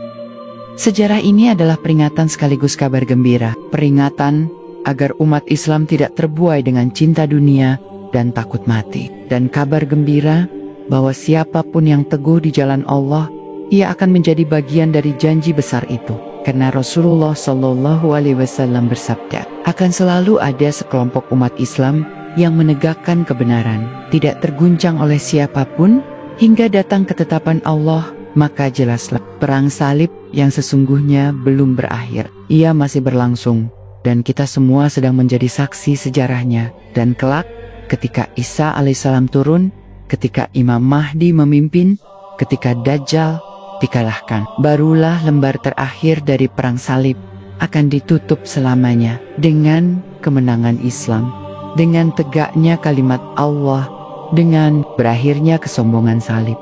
Inilah sejarah lengkap perang salib yang sesungguhnya, bukan sekadar catatan masa lalu, tetapi skenario panjang yang akan berujung pada kemenangan Islam.